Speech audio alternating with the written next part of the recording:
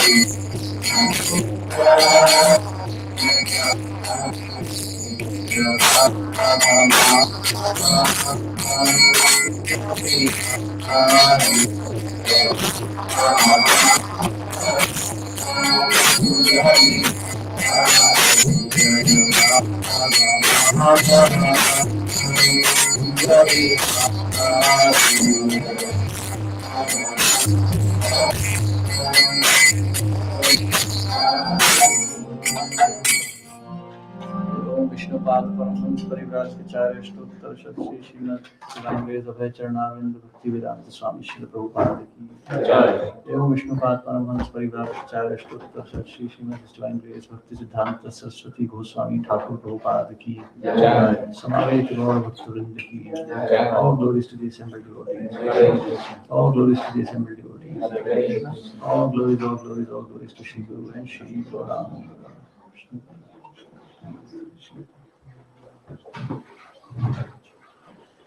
Krishna.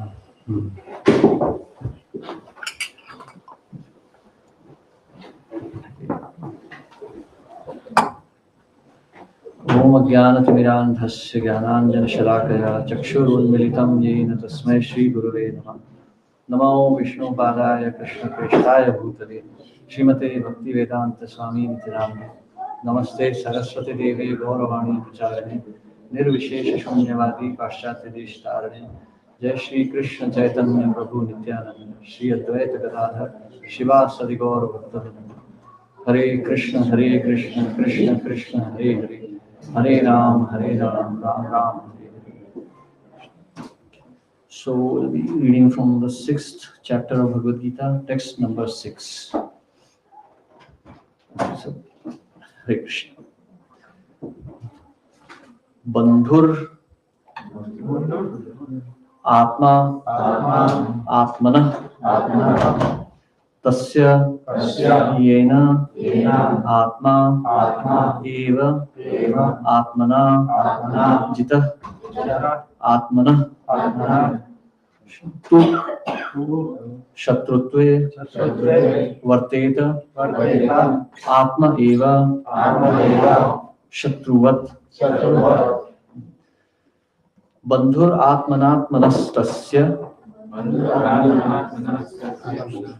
Yenatmevatmana Jitah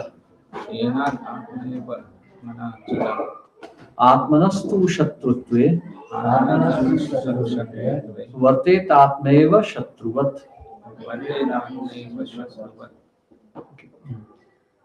Bandhu friend Atma mind Atmana of the living entity Tasya of him Yena by whom Atma mind Eva certainly Atmana by the living entity Jita conquered Anatmana of one who has failed to control the mind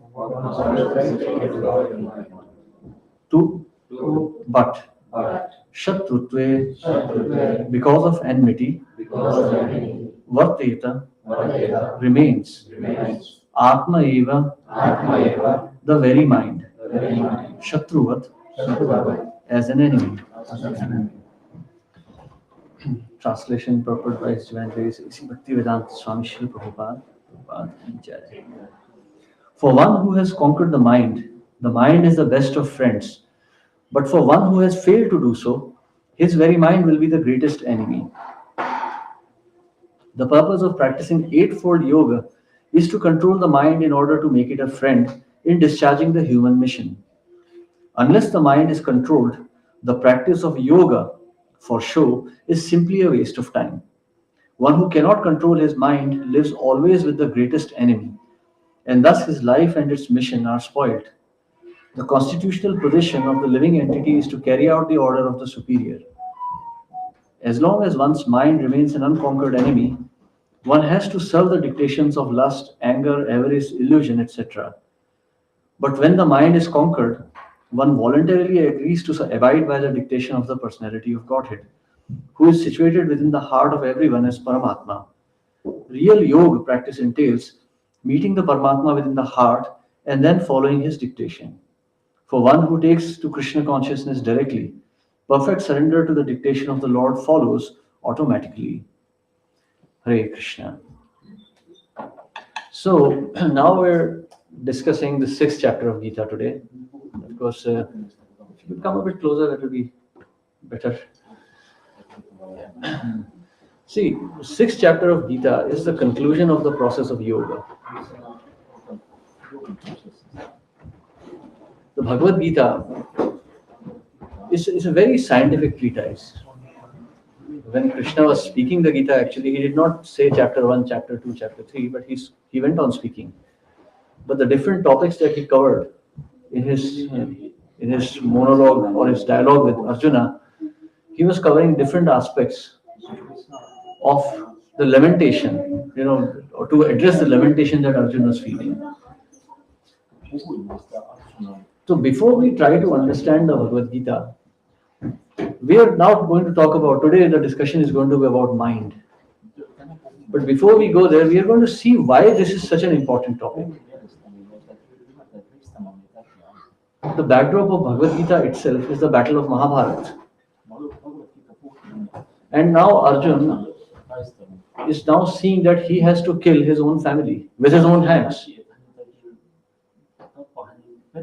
When we lose a family member, some elder member, some brother, sister, mother, father, we lose someone, we are extremely overwhelmed with grief. That is it's a very overwhelming event. But now imagine the situation that Arjun is seeing that not only he's going to lose his family members, he has to kill them. Now imagine someone says, "Oh, your father is dying." That's very painful. But if someone says, "Your father is going to die, but please you kill him," how much more overwhelming will that be? How much difficult that is to hear. So that is Arjuna's state of mind.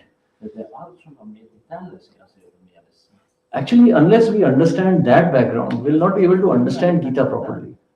That's why many people say we are not able to understand Gita. You cannot understand Gita if you're sitting inside a shopping mall, inside an air-conditioned building, or in your Mercedes Benz.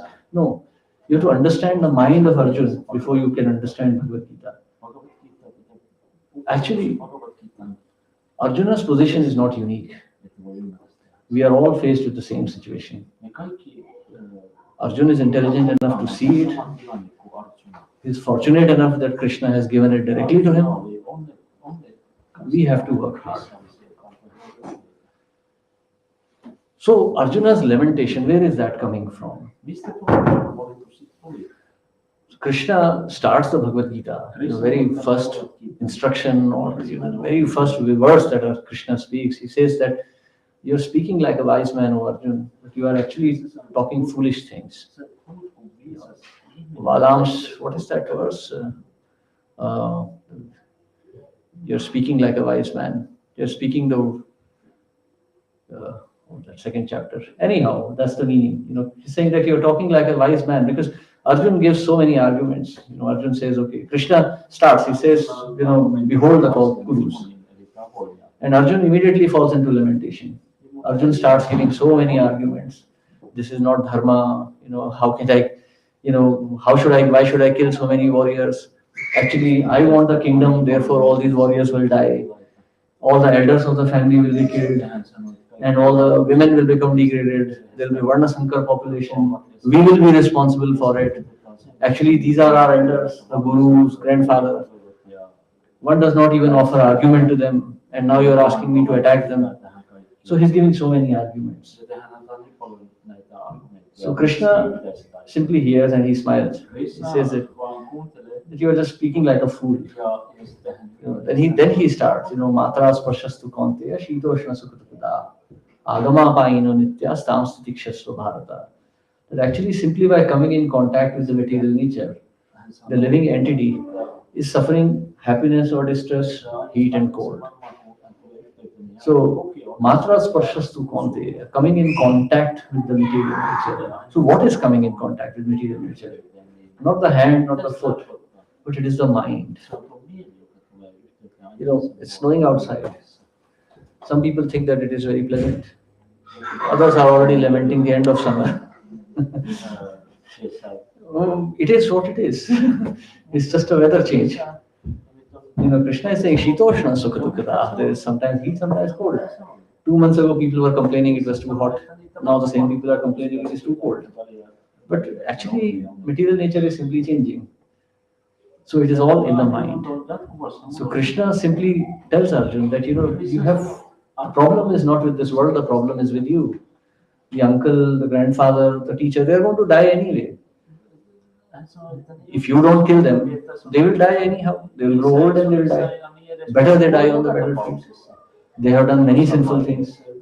I mean, Dronacharya, Duryodhan, all these people have done wicked things.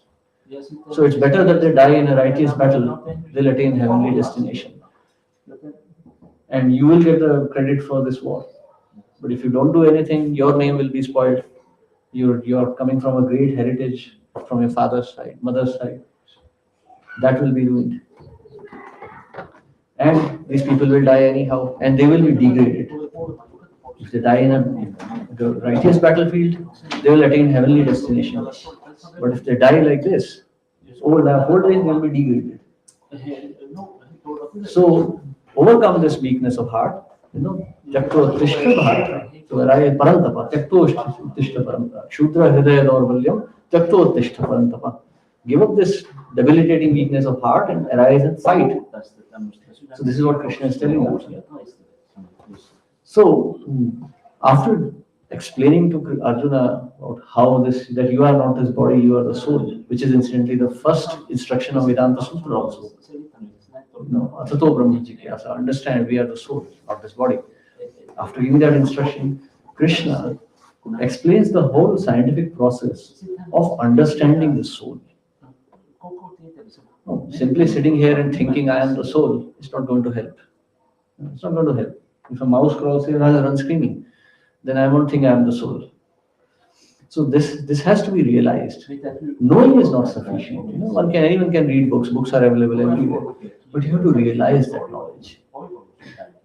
Realization. Even you can watch a YouTube video and see how a surgery is done, but unless you have practiced under an expert surgeon, you cannot do it.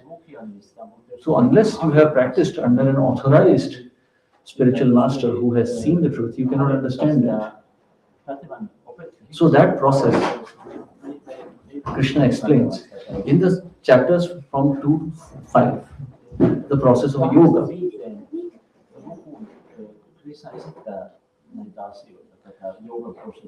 The first stage of realization is at the level of body. So here we have used the word Atma. This verse, if you see, is a very interesting verse. If we read this verse once again, if you see, now please pay very careful attention to the words here. Bandhur Atma Atmanastasya Yenatmaiva Atmana Jita Anatmanastu Shatrutve Vartet Atmaiva Shatruvat. So Atma around 6 times the word Atma has been used here. In the context in which it is used, Atma has different meanings. Atma means self, Atma means body, Atma means the soul, Atma means the mind, Atma also means the senses. So depending on the context in which it is used, the word Atma is understood. But if you want one definitive meaning, Atma means self, me. So these different meanings of the word Atma come from my different stages of realization. If I say Atma, right now I mean this body. At a higher stage of realization, when I'm in my thought, philosophers, thinkers, for them the word Atma refers to the mind.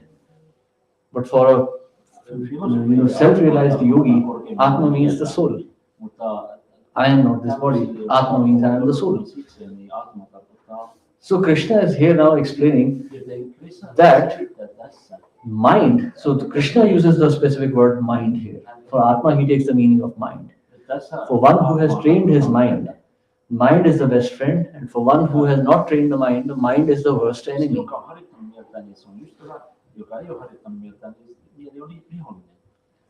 Chanakya Pandit explains the meaning.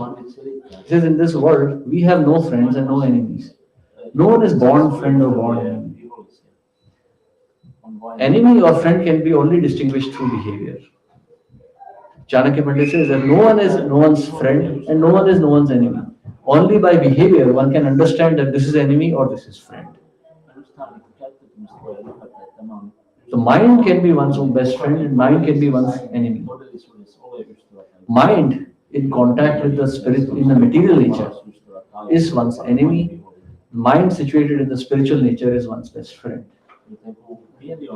In the second chapter of Gita, Krishna starts by explaining what is the soul.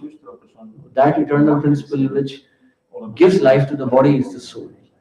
That is not the body. The body is not living. The body is never living, the body never dies. It is always dead. It is the soul which is living within the body, which is the self. The connection between that body and the soul is the mind. It is the mind which convinces the soul that he is the body, and therefore subjects him to the misery of birth, old age, disease, and death. The whole process of yoga, the whole process of Vedic knowledge is to become free from this conception of bodily life.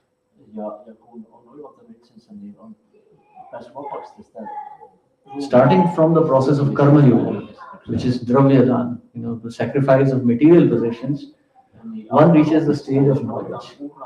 Jnana. Jnana means to know, I am not this body, I am Brahma, I am the soul. In that stage, one acquires spiritual knowledge under the guidance of a qualified spiritual master.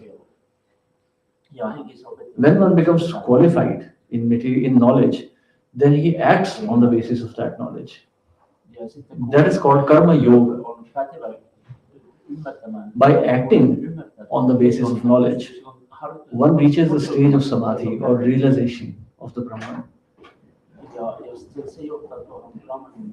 All these processes are actually meant for controlling the mind. In the Vedic ages, Dan was always considered. Material possessions were sacrificed for the Supreme Lord. So yajna, the process of yajna was prescribed. Intelligent person knows that it is the divine energies which are providing us with the sustenance. With our intelligence, we may have factories, but we cannot manufacture food. The grains, the vegetables, milk, they cannot come from factories. No chemical can make milk, no chemical can produce grains. They have to come from nature. And nature is coming from the Supreme. So, the process of Karma Yoga helps us realize that there is a Supreme Authority and we acknowledge His presence. At that stage, we are still in our bodily consciousness. Because we are eating grains, we understand we are in this body. But by sacrificing material possessions, we reach the stage of realization that the body and soul are different.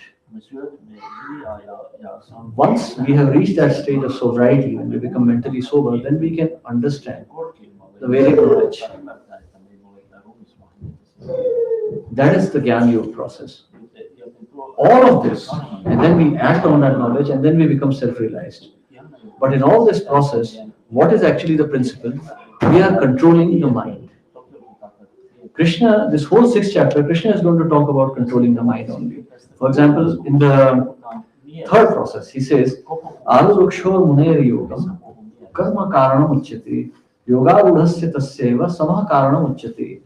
For one who is a neophyte in the eightfold system, work is said to be the means, and for one who has already attained to yoga, cessation of all material activities is said to be the means. A person is said to have attained to yoga when, having renounced all material desires, he neither acts for sense gratification nor engages in fruitive activities. Uddhared atmanatmanam natmanam avasadayet atmeva yatmano bandhur atmeva rikuratmana. A man must elevate himself by his own mind, not degrade himself. The mind is the friend of the conditioned soul and his enemy as well. So the whole process that we call of acquiring knowledge, of practicing yoga, of purifying one's consciousness, everything is only related to the mind. So how do we elevate the mind? The mind is elevated by purification, by association. We discussed in the beginning that no one is born a friend or an enemy. They are known by the behavior. And what is the behavior decided by? It is decided by association. I have something here. You want it. You can either ask it from me, or you can steal it from me, or you can snatch it from me. It all depends on your desire and my desire. If I am attached to it and you're trying to take it from me, you become my enemy.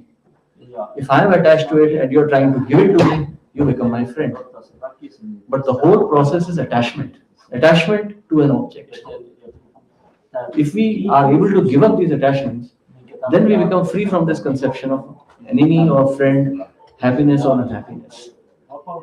This is the whole process. This is the sum and substance of the whole yoga process, or process of purification. Purifying the mind of all the material attachment. So Krishna has already explained in the 2nd chapter. Dhyayato vishayana pumsha sangasteshu pajayate. Sangat sanjayate kama. So simply by coming in contact with the material nature, the mind becomes attached. Oh, this is good, this is bad. This is for me, this is not for me. So if the mind meditates upon the material objects, misery starts from there. All the source of misery is attachment to material nature itself. So if the mind is trained right up from the beginning to not become attached to material nature, but focus on the higher objectives of life, then the mind can become one's friend. So in the Vedic process, we chant mantras. Manaha trayati iti mantra. Trayati, one who delivers. Something that delivers the mind is called mantra. In this age of Kali, the process of yoga described in the Gita is very difficult. Yajna is difficult, Jnana is even more difficult, and the process of Samadhi is even more difficult. But the process of mantra is prescribed in this age. Harer Nam, Eva Kevalam, Kalau Nastyev Gatir Anyatha. That simply chanting of the holy names of the Lord, that is the process. By chanting of mantras, one can control the mind and fix it upon the Supreme. One who has fixed his mind upon the Supreme, for him, the mind is the best friend. But one whose mind is still hovering on the material platform, mind will be the worst enemy. If we see, for example, if you see, we have two great scriptures in India, Ramayana and Mahabharata. If you describe, like in business, we say problem statement. What is the problem statement of both these scriptures?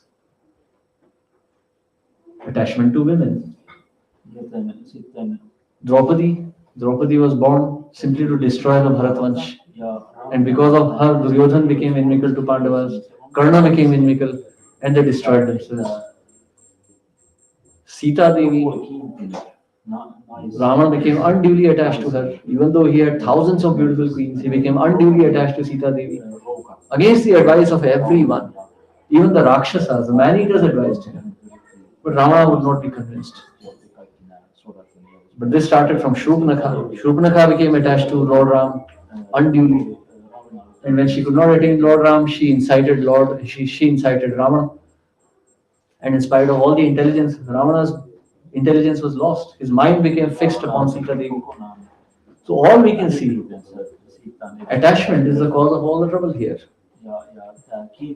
Srila Prabhupada in the 9th canto of Bhagavatam, he explains in the purport, he says, the core understanding that we derive from Mahabharata, from Ramayana is that attachment to women brings misery.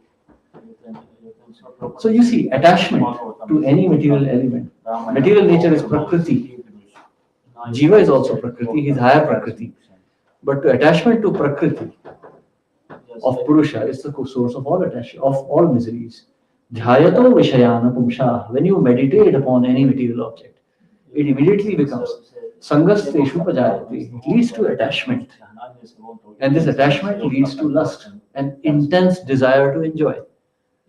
We see right now we are sitting here and talking, and thousands of men are fighting and killing each other.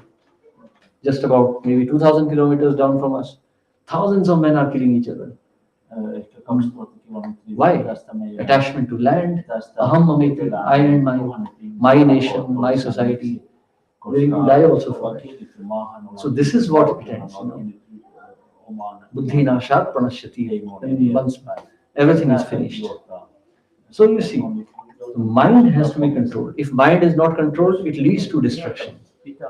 Now one may say, but I am a normal person, I am not a politician or anything, I am not going to fight for anything, I am not even Rama, I am not kidnapping anyone's wife. How does this apply to me? So please try to understand. Right from the beginning I told you that our position is not very different from Arjuna. Arjuna is facing death. We are also facing death. We are also facing destruction. Every day when you wake up and you see one additional white hair on your head, that's one step towards death. The destiny is closer to us than we think. So you see, so when we are allowing our mind to enjoy this material world without any control, we are rushing headlong into death. Krishna says in the 7th chapter of Gita, actually, next chapter Krishna is going to say, 8th one, he's going to say, Yam yam vapi smaran bhavam tyajat ante kalevaram tam tam evaiti konteya sada tad bhava bhavita. Whatever state of being your mind is in, that you will attain in your next birth. So if we have not cultivated a higher consciousness in this birth, our next birth is going to be inauspicious. You may say, hey, I have a PhD in engineering, I am so intelligent. But what have we used it for? Have we used it to realize the self? Or have we just used it for ahara nidra bhaimati, just for material enjoyment? So if all our science, technology, all our knowledge of society, politics, economics, if it is only meant for enjoying the senses, then in the next birth we will attain an animal body, because animals can enjoy their senses much better than we can. If we try to eat too much meat, we'll become sick. But a tiger can eat a whole 100 kilo deer. It doesn't get any indigestion or anything. So animal bodies are meant for that kind of satisfaction, not human bodies. So human mind is meant to realize the absolute, the supreme. It is meant to become free from the bondage of birth, old age, disease, and death. So one who has trained his mind to realize the absolute, for him the mind is the best friend. But one who engages his mind in only sense gratification, for him the mind will be the worst enemy. Mind is always flickering. Mind is never satisfied. It always wants new tastes. That's why you see, if you ask someone, oh, what was the phone that you were using? Oh, earlier I had a Samsung, now I have Apple. Now I have iPhone 15, 16, 17, 18. No limits to it. No, because hey, it's a new phone, I need to try this. Why? Because the mind wants to try. There is nothing significant. But the mind simply wants newer and newer tastes. In this way, the mind drags us deeper and deeper into material nature. We become more and more implicated in different types of karma. And different karmas lead us deeper and deeper into the material world until we end up in the lowest stage of human life. Everyone in this material world is enjoying. Even the bums on the streets are enjoying. The dogs who are barking in the streets, they're also enjoying. We can see they are miserable because we are intelligent, but they are not intelligent enough. So buddhi nashat, because we have our mind is engaged in material senses, gradually the intelligence degrades, and we become more and more attracted to material objects. And the more we become attracted to material objects, the lower we are dragged down into this material world. Others can see we are miserable, but we cannot see it. Those who are intelligent, Pandita, they can see that we are miserable. But we relish our misery. We think, oh, we are happy. If you see, just the other day I was looking at a phone number on my phone, and I was seeing there was a boy's name there, my classmate, and I was thinking that this boy's grandfather was a worker. They used to live in a small hut. His father was a factory manager. They moved to a bigger apartment. And he is a big manager in a multinational. He lives in a still bigger apartment in a metro city. But the level of happiness has constantly been degrading. Because the so-called happiness that we derive in the material world, we have to work very hard for it.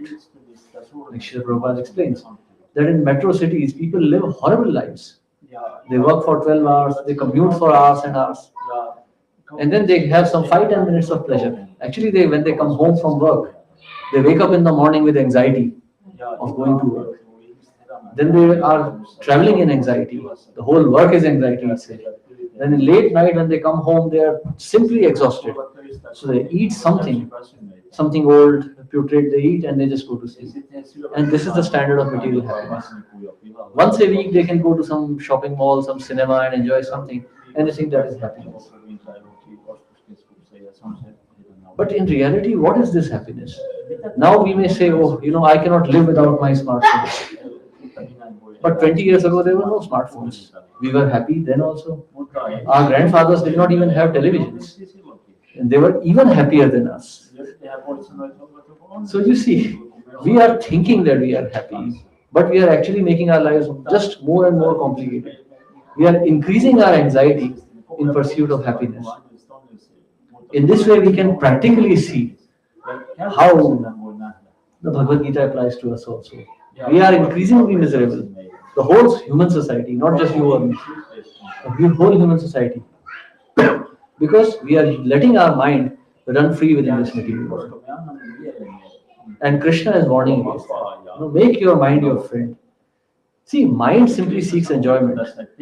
Turn the direction of the mind. Srimad Bhagavatam says, Kamasya nendriya priti labho jiveta yavata jivasya tattva jigyasa na artho yascheva karmadi. Do not turn your mind to sense gratification. Turn your mind to spiritual domain. Enjoyment will be there. You will not be deprived of enjoyment. Enjoyment will be as it is. Only the object of enjoyment will change. Material enjoyment will degrade you. Spiritual enjoyment will elevate you. A person who is sick cannot really enjoy the taste of sweets. but a healthy person can enjoy. So right now in the material domain we are mentally sick because we are in the grip of material energy. We are suffering material sickness. When we purify our mind by the chanting of mantras, by spiritual knowledge, we will start relishing what we are actually meant to enjoy. Sarve Sukhina Bhavantu. That's what the Veda was saying. Everyone is meant to be happy. Spiritual life is not meant to be painful, it is meant to be enjoyable. We are thinking it painful because we are not pure yet. But as soon as we start becoming purified, we will start relishing the spiritual life. In spiritual life, there is no austerity like we have in material life. Actually, when one goes deep into spiritual life, life becomes simpler, it becomes easier and much happier when we realize what we don't need. So, this is the process of training the mind. Contemplation of the higher objectives of human life. Athato Brahma Jigyasa. So we do this very simply by chanting the Hare Krishna mantra. There are many mantras actually. There are many religions and there are many mantras. You can say Namo Narayana, Ram Krishna Hari. You can chant the names. You can say Allahu Akbar.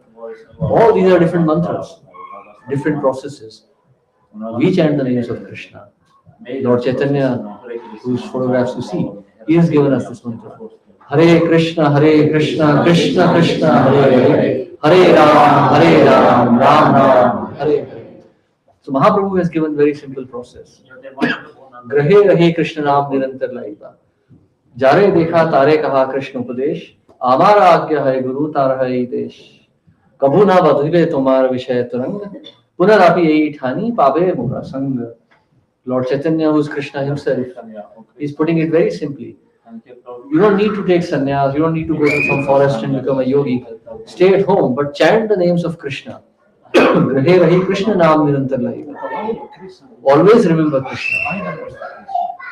And whoever you meet, jare dekha tare kaha Krishna Upadesh. Whoever you meet, you give the name of Krishna. In this way, become a guru by my instruction.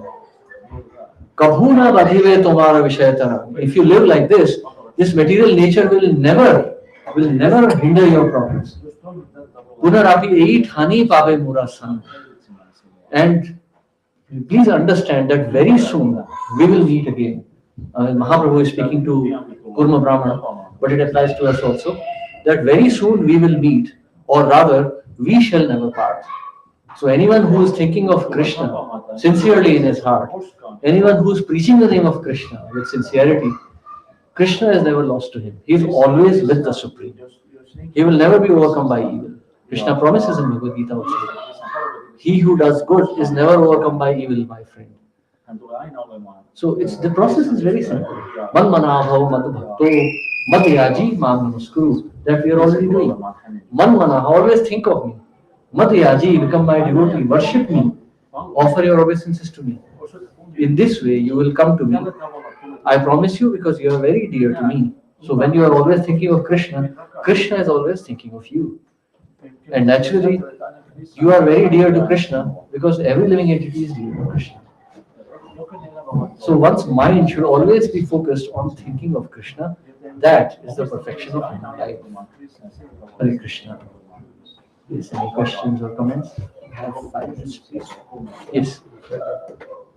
The essence of Bhagavad Gita and Ramayana is the problem that we attach to women. Material nature, we could say. So you can, what about the women? Huh? How should the women see this? So this is a very nice question actually. So this answer is given by Bhakti Vikas Swami in his book Brahmacharya in Krishna Consciousness. Actually, whatever instructions we say, attachment to women is the source of misery. The reverse of this is applicable to women. For a man, woman is the personification of Maya. For a woman, a man is the personification of Maya. Because the basic desire is to enjoy. Pumshama striya mithani bhavametam tayor mitho hridaya grantimahu. Actually, this is like a more definitive verse, I would say. Pumshama striya mithani bhavametam tayor mitho hridaya grantimahu. Ato graha kshetra sutapta vittayar janasya moha yam aham mamiti. So Like it's a whole chain of events which follows. This attraction between male and female leads to home, family, business, expansion, and so many things, and eventually aham mamiti, I and mine, where actually we have nothing. We are, we are, how is a child born? Completely naked, helpless. That's how we really are in this world.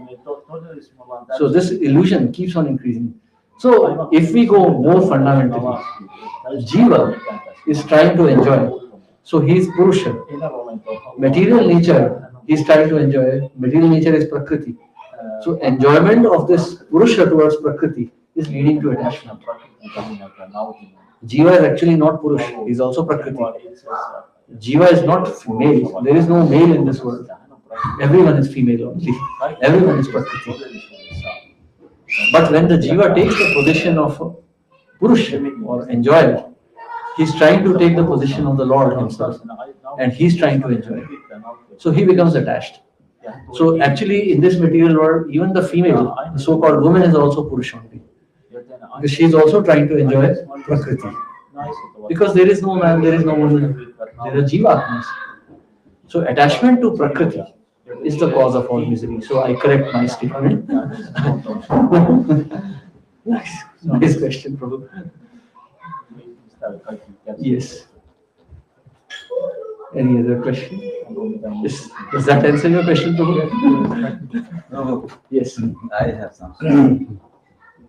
So in our life, we have done so many sinful activities, and those are the most strongest problem. It create problems or it disturb our mind so much. For me, I am so disturbed with this mind that what I have done before. So I couldn't I try hard, but I couldn't. I also when if I read Bhagavad Gita, then it's really it helps it helps a lot. But after a few, if I don't even read Bhagavad Gita in 2-3 days, then Maya comes and I'm thinking so much, and many times I have been in depression before also. What is it? Depression? Depression. Depression. Depression. Depression. Yeah. So what's your question? So my question is so we have done many sinful activities. So my mind always go there, stuck what I have done before. So how I come out from it? Man mana bhav mat bhakto. Think of Krishna now. What is done is done. Like Prabhupada would always say, whatever is done is done. Now forget it. You can't change that. You killed some man, now you can't bring him back to life. That's sinful. You did it. You can't undo that. So now what has to be done? Atonement. Isn't it? For a sin there is atonement. So what is the atonement? You chant now. You can't do anything else. If you go back to thinking about your sinful activities, you'll do more sinful activities. Your mind will teach you new ways of doing sinful activities. And we are sinful anyway. Look at this table. It is made of wood. Some tree was killed to make this wood table. Now if I am using it for serving Krishna, then the sin belongs to Krishna, the piety belongs to Krishna. But if I use it for my own enjoyment, then I must pay for the crime of having killed this tree. So in this material world, jiva jivasya jivan, everyone is sinful. No one is born sinless in this world. But all we can do is get out of this world itself. You see, if you are swimming in a river, you will get wet. You can't say, oh, I'll keep my hair dry if I'm jumping in a river. You can't do that. So you can't avoid sin in this material world. But don't indulge in it. Don't try to enjoy it. Rather, make plans to get out. That's what we were discussing today. Try to get out of this material world. Yeah, Prabhu, I have so many all the time regrets about it. That So chant. So keep chanting the Harinam. I don't have any more desire to repeat it again, but the problem is I always have that regret why I have done it. So you think of Krishna, then you start chanting more. You keep chanting all day. If you are regretting, Kurma Brahmana, the verse which I was quoting, is the same conversation. The Brahmana tells Lord Chaitanya that this material world is disturbing me too much. My house, my family, they are too much of a disturbance. So please take me with you, I'll become a sannyasi. So Mahaprabhu understood that he did not want he didn't want Krishna, but he wanted to be free from material miseries. He wanted mukti. But what is the use of that liberation? I'll go and enjoy something more. I become free from my sins, I'll do something new. So no, that is not your real problem. Is that you are in this world and you are trying to enjoy this world. Whether it is done in a pious manner or an impious or sinful manner, the desire is the problem, not the activity. So change your desire. Because you have a desire to enjoy, you are committing sinful activities. It is your desire which is keeping you in this world. You have to purify that. So that's a very different topic. We didn't discuss it today. The real problem is not sin or piety. The real problem is our desire to enjoy here, which is dragging us from one place to another and making us suffer. Even pious enjoyment is miserable, isn't it? If you kill someone, you will die. He will hang you. But if you don't kill someone, eventually you will die of old age. So death will come. You can't avoid death. So death is coming because you are in this material world. So your real problem is not your sinful activity. Your real problem is your desire to be in this world. You're getting the point? So you chant and you desire to not be in this world. That is your real problem. So you are saying that sinful thoughts are bringing you problems. I am telling you, even pious thoughts will bring you problems. Material thoughts will bring problems. Don't be material, be spiritual. Everyone is suffering. Everyone, mentally, physically.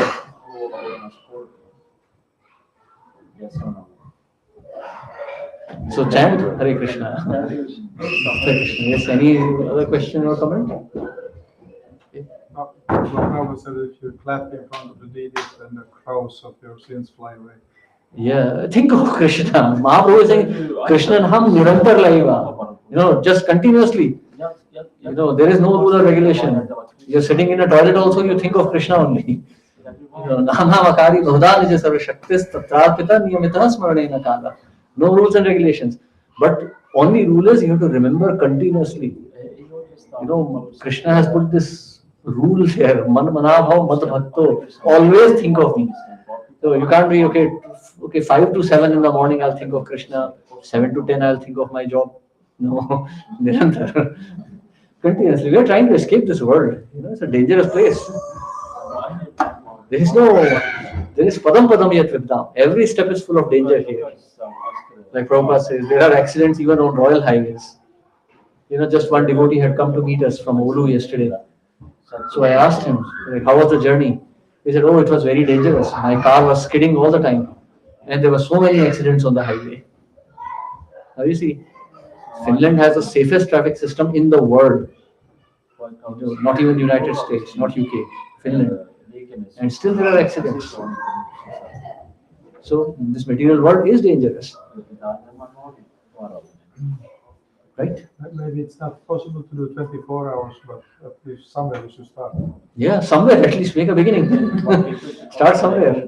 Because next birth, again another birth, old age, death and disease, and you will be able to chant more. So until like Prabhupada says, in Hindi there's a verse, akal thikane jab aa jati hai. When your senses are not back into your head, then you think of Krishna all the time. I knew one devotee many years ago. He came to me and his girlfriend had run away. So he was in great distress. He started chanting Hari Bol Hare Krishna day and night.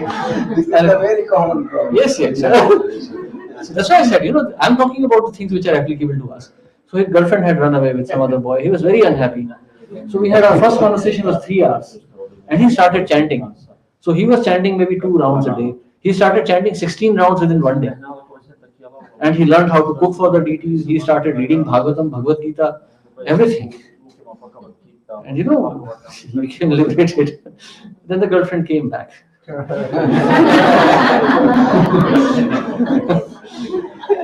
So you see, the problem is not a girlfriend or a boyfriend or anything. The problem is we are in the material nature. So you're getting the point here. See, padam padam yat viptam. There's danger at every step. So there's a story of Chitraketu here in this regard. Chitraketu was a great king. It's a big story, but I'll just sum it up in 3 sentences. He was a big king. He wanted a son. He had thousands of queens but no son. He was very unhappy. So his spiritual master came to meet him and he said, "My dear spiritual master, I need a son." So he said, "Well, it's not in your destiny, but I'll do something."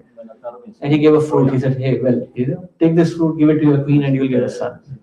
He got a son. He was very happy. And then the son died. Something happened. Many things happened. And then the son died. Very young. He was like in the crib only, small baby. He died. Now the king was beside himself. He was completely about to die himself. So the spiritual master came back. Angira Rishi came back. And he said, like, "What happened to you?" He said, "Oh, my son is dead." So he said, "Okay." So by his mystic power, Angira Rishi brought the son back to life. And the son got up. The king rushed. "Oh, my dear son." And the son looked up at him and said, "Who are you?" He said, "Well, I'm your father, my dear child." He said, "Which father? I have taken so many births, so many fathers and so many mothers. Which one are you?" And when the father heard this, when the king heard this, I mean, of course, he was a great king. So he immediately became sober. Then Angira Rishi, with his mystic power, he sent the child back and the child died again. But now the king was very sober. He was sad but quiet. So he gave him the mantra of chanting, remembering Lord Sankarshan. So the king asked one question: "Why didn't you give me this earlier?" So he said, "Well, earlier your mind was completely consumed by the desire of son. Now you are sober." So you see, when material nature knocks senses into our head, Bahunam Janmanamante Jnanavan Mam Prapadyati. When material nature has kicked us long enough, then we are able to take to the Supreme. So, but better be intelligent and take to Krishna now. This material world will give you very hard kicks and they are very painful. Right? Okay, we stop here. Thank you very much. If you have any questions, I'll be outside there somewhere. You can come and ask. Hare Krishna. Srila Prabhupada ki